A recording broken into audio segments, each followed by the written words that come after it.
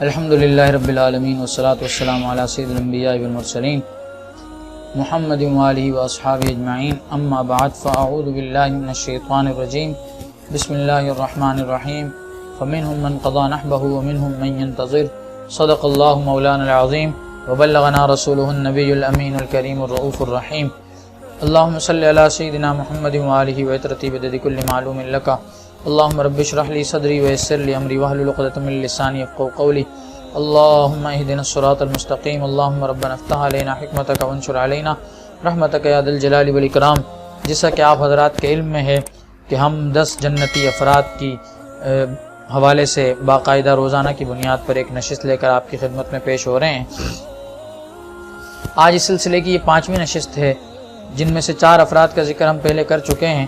آج 5ویں شخص حضرت سیدنا طلحہ بن عبید اللہ رضی اللہ تعالیٰ عنہ، جو انہی عشرہ مبشرہ میں سے ہیں جنہیں حضور نے نام لے کر دنیا ہی کے اندر جنت کی بشارت عطا فرمائی، ان کے حوالے سے آپ کے سامنے مختصراً ہم تذکرہ پیش کریں گے۔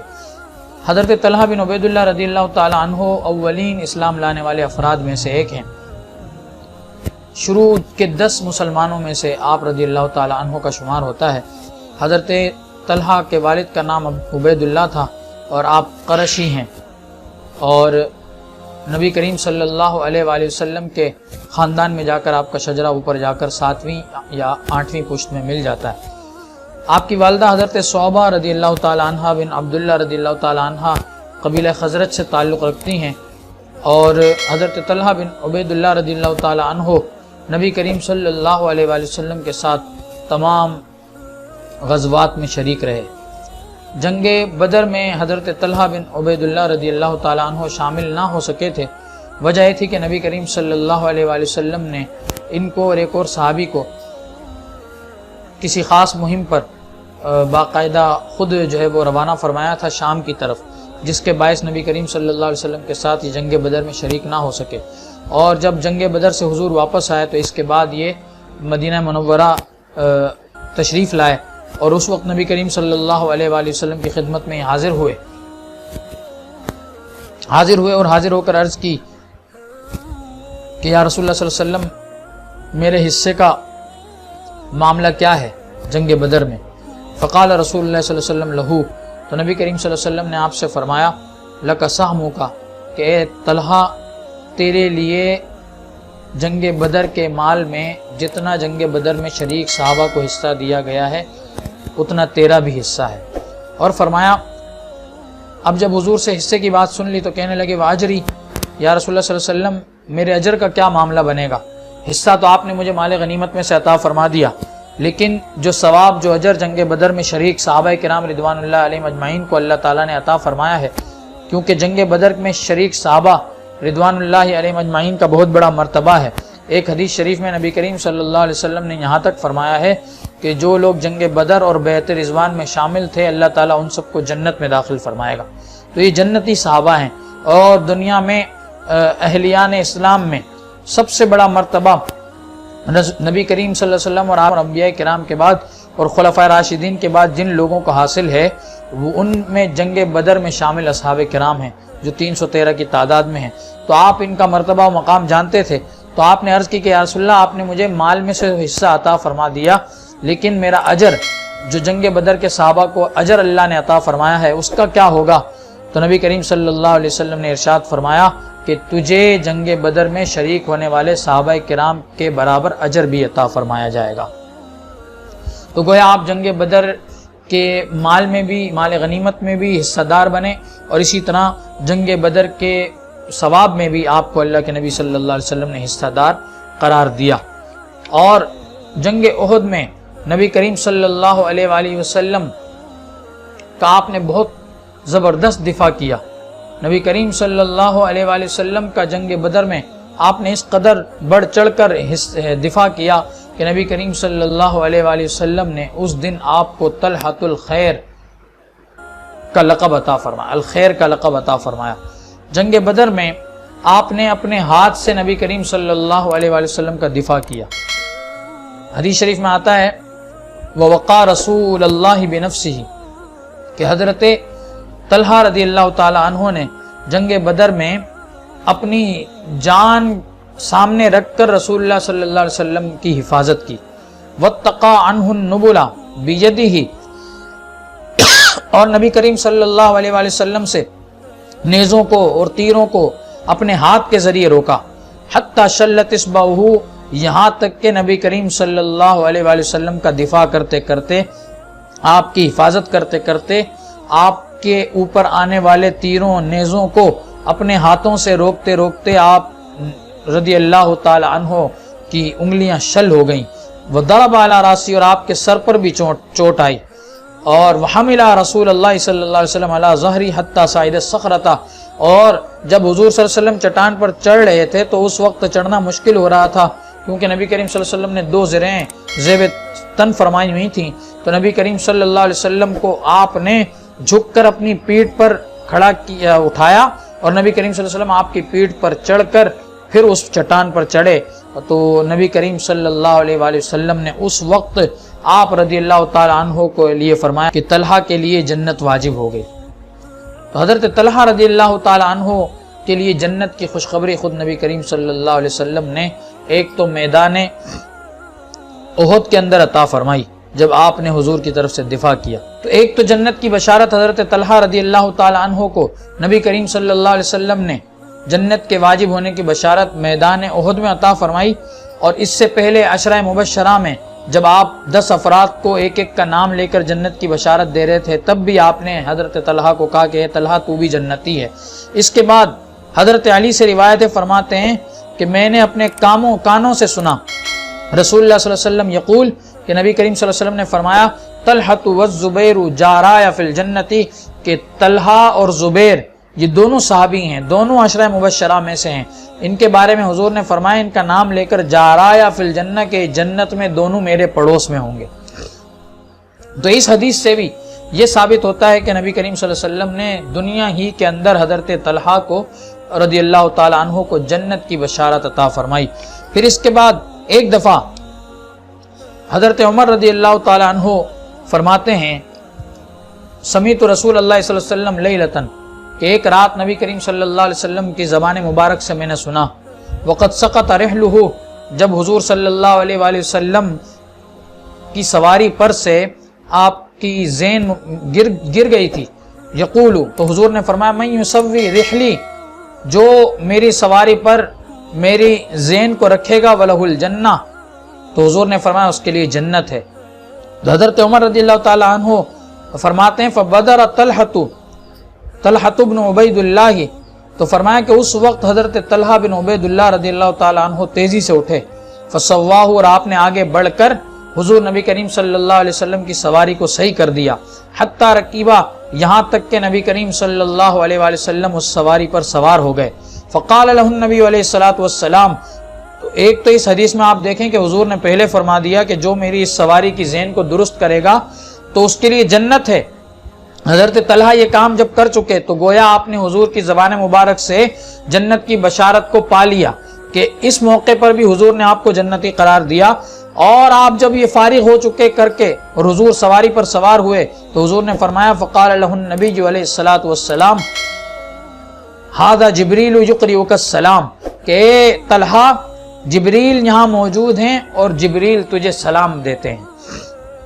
حضرت جبریل نے حضرت طلحہ کے لیے حضور کی بارگاہ میں آ کر سلام پیش کیا. وہ سلام جب حضور نے حضرت جبریل کا حضرت طلحہ کو پہنچایا تو اس وقت فرمایا ویقول، اور حضرت جبریل نے ساتھ فرمایا انا معک فی احوال یوم القیامت حتی انجیک منہا. فرمایا کہ قیامت کے دن، حضرت جبریل کہنے لگے قیامت کے دن جب قیامت کی سختیوں کا معاملہ ہوگا تو فرمایا کہ طلحہ جبریل تمہارے ساتھ ہوں گے یہاں تک کہ تم ان قیامت کی سختیوں سے نجات حاصل کر لو. اب اس حدیث شریف میں حضرت طلحہ رضی اللہ تعالی عنہ کی فضیلت کئی پہلوؤں سے آشکار ہوتی ہے. پہلی بات تو یہ کہ حضور کی زبان مبارک سے آپ کو جنت کا مدعا مل گیا، گویا دنیا میں ہی آپ جنتی قرار پا گئے. دوسری بات یہ کہ حضرت طلحہ رضی اللہ تعالیٰ عنہ حضور کا حکم ماننے میں اور حضور صلی اللہ علیہ وآلہ وسلم کے لیے کام کرنے میں فوراً تیزی سے آگے بڑھ جایا کرتے تھے. گویا نبی کریم صلی اللہ علیہ وسلم کے سچے ساتھی تھے، سچے صحابی تھے، اور حضور کے لیے ہر وقت تن من دھن کے ساتھ تیار رہتے تھے۔ پھر دوسری بات یہ کہ حضرت جبریل نے آ کر رسول اللہ صلی اللہ علیہ وسلم کو حضرت طلحہ کے لیے سلام پیش کیا۔ پھر تیسری بات یہ کہ فرمایا کہ قیامت کے دن طلحہ اکیلا نہیں ہوگا، بلکہ قیامت کی سختیوں میں طلحہ کا ساتھی حضرت جبریل فرماتے ہیں میں خود ہوں گا، اور اس وقت تک میں طلحہ کے ساتھ رہوں گا جب تک طلحہ قیامت کی سختیوں سے نکل کر جنت میں نہ چلا جائے۔ پھر اسی طرح نبی کریم صلی اللہ علیہ وآلہ وسلم نے ایک دفعہ حضرت طلحہ رضی اللہ تعالی عنہ کو تمام اگلے اور پچھلے گناہوں کی مغفرت کی بشارت عطا فرمائی۔ حضرت انس رضی اللہ تعالی عنہ اس کے راوی ہیں، کہتے ہیں قال رسول اللہ صلی اللہ علیہ وآلہ وسلم لطلحہ بن عبید اللہ، کہ نبی کریم صلی اللہ علیہ وآلہ وسلم نے حضرت طلحہ بن عبید اللہ رضی اللہ تعالی عنہ سے ارشاد فرمایا ابشر یا ابا محمد، کہ ابو محمد، یہ حضرت طلحہ کی کنیت تھی، تجھے بشارت ہو ان اللہ قد غفر لک ما تقدم من ذنبک وما تاخر۔ بشارت کس چیز کی؟ خوشخبری کس چیز کی؟ آپ دیکھیں ہر ایک یہ چاہتا ہے کہ میرے گناہوں کو معاف کر دیا جائے، ہر ایک کی یہ خواہش ہوتی ہے کہ میری بخشش ہو جائے، ہر ایک یہ چاہتا ہے کہ جو گناہ میں نے پہلے کر لیے ہیں وہ بھی بخش دیے جائیں، اور قیامت میں مجھے جنت کا مجدہ بھی مل جائے، اور میں جنت میں نبی کریم صلی اللہ علیہ وسلم کے جوار میں، آپ کے پڑوس میں جگہ حاصل کر لوں اور حضور کا قرب حاصل کر لوں۔ یہاں پر حضور نبی کریم صلی اللہ علیہ وسلم نے کئی دفعہ پہلے جنت کی بشارت بھی عطا فرما دی۔ حضرت جبریل نے حضرت طلحہ کے لیے قیامت کی ہولناکیوں میں ساتھ رہنے کا وعدہ بھی فرما لیا، اور قیامت کی ہولناکیوں سے نجات دلانے کا بھی گویا اپنی طرف سے اندیا دے دیا۔ اور اب نبی کریم صلی اللہ علیہ وآلہ وسلم ایک اور بشارت سے سرفراز فرما رہے ہیں، ایک اور خوشخبری عطا فرما رہے ہیں۔ وہ خوشخبری کیا ہے؟ فرمایا ان اللہ قد غفر لک، کہ طلحہ بن عبید اللہ، اللہ تعالیٰ نے تیری مغفرت فرما دی ہے، فرمایا تیرے لیے بخش دیا ہے ما تقدم من ذنبک وما تاخر، ان گناہوں کو جو تجھ سے پہلے ہوئے یا تجھ سے بعد میں ہوں گے۔ اب آپ اندازہ کریں، پچھلے گناہوں کی بھی بخشش کا وعدہ کیا جا رہا ہے، اور آئندہ زندگی میں ہونے والے گناہوں کو بھی نبی کریم صلی اللہ علیہ وآلہ وسلم کی زبان عالی شان سے گویا یہ فرمایا جا رہا ہے کہ اے طلحہ تیرے آئندہ جو زندگی میں تجھ سے گناہ ہو جائیں گے وہ بھی اللہ معاف فرما چکا ہے۔ اور اس کے ساتھ حضور نے ایک اور بشارت عطا فرمائی وقد اثبت اسمک فی دیوان المقربین، اللہ تعالیٰ نے تیرا نام دیوان مقربین میں شامل فرما لیا ہے۔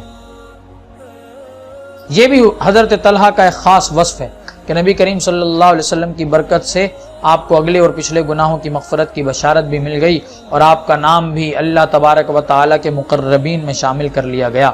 اسی طرح ایک حدیث شریف جو حضرت سیدنا عبداللہ ابن عباس رضی اللہ تعالیٰ عنہ سے روایت ہے، حضرت عبداللہ ابن عباس رضی اللہ تعالیٰ عنہ فرماتے ہیں کہ قال رسول اللہ صلی اللہ علیہ وسلم علی طلحہ، کہ حضور نے حضرت طلحہ سے ارشاد فرمایا انت فی حفظ اللہ و نظرہ الی ان تلحق بہ،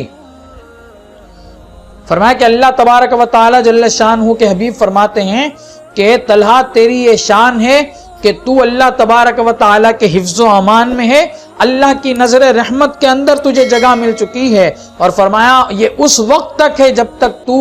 جنت میں جو ہے وہ داخل نہ ہو جائے اور قیامت میں تیری ملاقات اللہ رب العزت کے ساتھ نہ ہو جائے، اس وقت تک اللہ تبارک و تعالی تجھے اپنے حفظ و امان اور اپنی خاص نظر عنایت میں رکھے گا۔ اور ایک روایت میں تو یہاں تک فرمایا گیا ہے، فرمایا کہ جو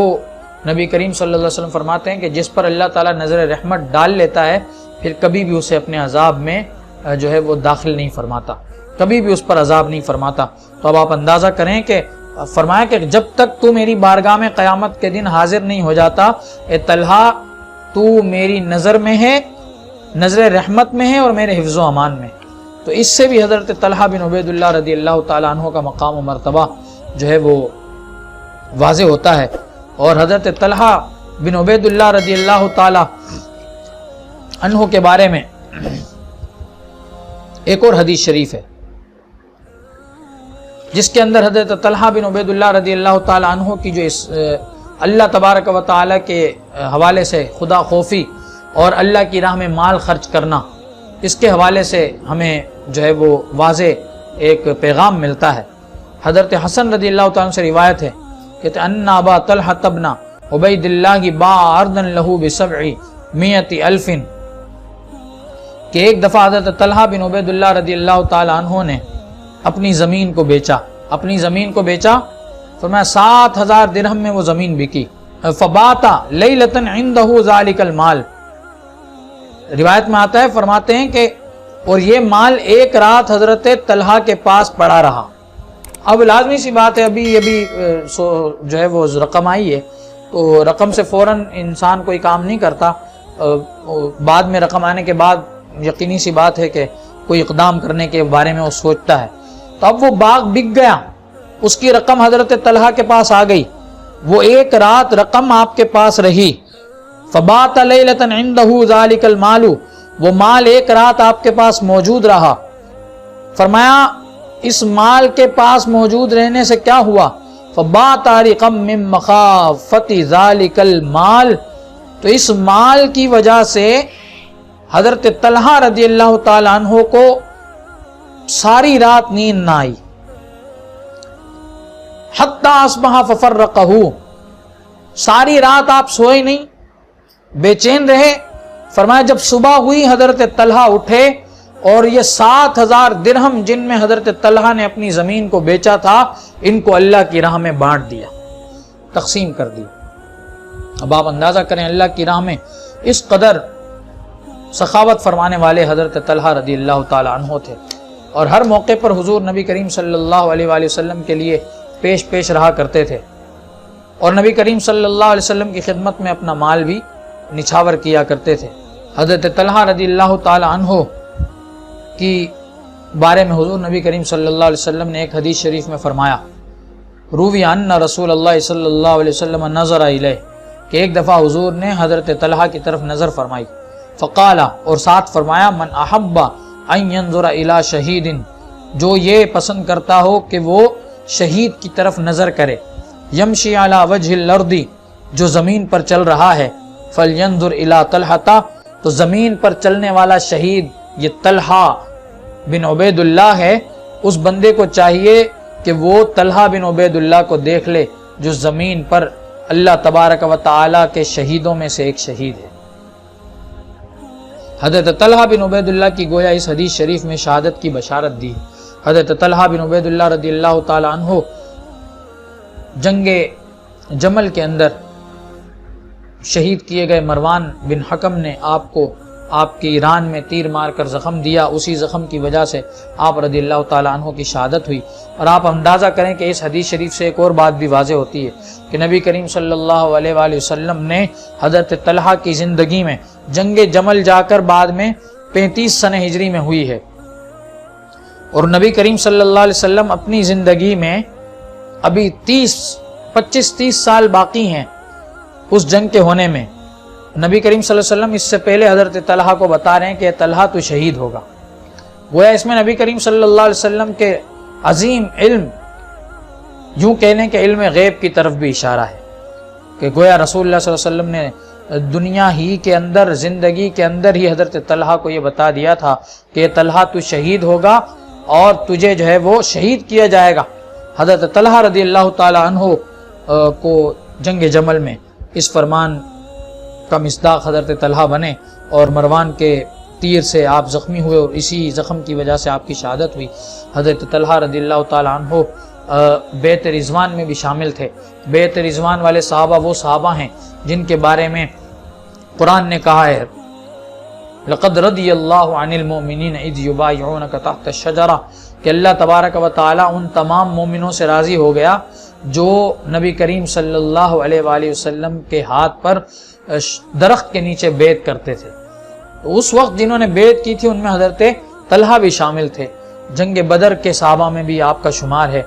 بیعت رضوان کے صحابہ میں بھی آپ کا شمار ہے، سابقین الاولین میں بھی آپ کا شمار ہے. حضرت ابوبکر صدیق کی دعوت پر جو 5 لوگ ایمان لائے ان میں بھی آپ ایک ہیں، آپ رضی اللہ تعالیٰ عنہ صدقہ و خیرات کرنے والے صحابہ میں سے بھی ایک ہیں۔ آپ رضی اللہ تعالیٰ عنہ اسلام کے لیے ہر موقع پر تن من دھن کے ساتھ اپنے آپ کو پیش کرنے والوں میں سے ایک ہیں۔ آپ رضی اللہ تعالیٰ عنہ رسول اللہ صلی اللہ علیہ وسلم کے ان ساتھیوں میں سے ہیں جو ہر وقت حضور کے فرمان کو پورا کرنے کے لیے تیار رہا کرتے تھے۔ آپ رضی اللہ تعالیٰ عنہ ان صحابہ کرام میں سے ایک ہیں کہ جن کو نبی کریم صلی اللہ علیہ وسلم نے ایک دفعہ نہیں، دو دفعہ نہیں، بلکہ زندگی میں کئی دفعہ جنت کی بشارت عطا فرمائی۔ آپ ان صحابہ میں سے ہیں جن کو حضور نبی کریم صلی اللہ علیہ وآلہ وسلم نے دنیا کے اندر اگلے اور پچھلے گناہوں کی مغفرت کا مجدہ سنایا، اور حضرت جبریل نے حضرت طلحہ کے لیے دنیا میں سلام پیش کیا۔ آپ ان صحابہ میں سے ہیں کہ قیامت کی ہولناکیوں سے نجات دلانے کا ذمہ حضرت جبریل نے جن کے لیے لیا ہے،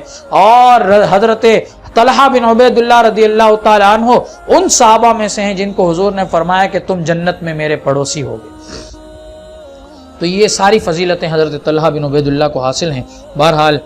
یہ آپ کی شان کے حوالے سے ایک مختصر گفتگو تھی جو ہم نے آپ کے سامنے پیش کی۔ آپ رضی اللہ تعالیٰ عنہ نے جنگ احد کے اندر جو کارنامے سر انجام دیے اس کو دیکھ کر حضرت ابو بکر فرماتے ہیں کہ ہم نے دیکھا کہ طلحہ کے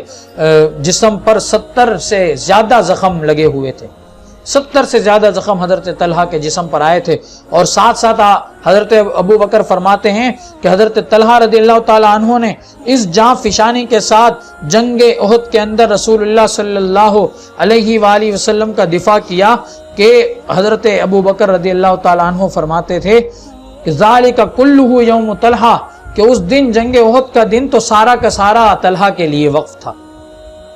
یعنی ایسی جان نثاری، ایسی وفاداری حضرت طلحہ نے اس دن دکھائی کہ ساری جنگ بدر کے اندر جو کارہائے نمایاں دوسروں نے انجام دیے وہ ایک طرف، اور حضرت طلحہ کی جاں فشانی ایک طرف، اور ساری جنگ کا صحرا حضرت طلحہ کے سر پہ بنتا ہے۔ بہرحال حضرت طلحہ رضی اللہ تعالیٰ عنہ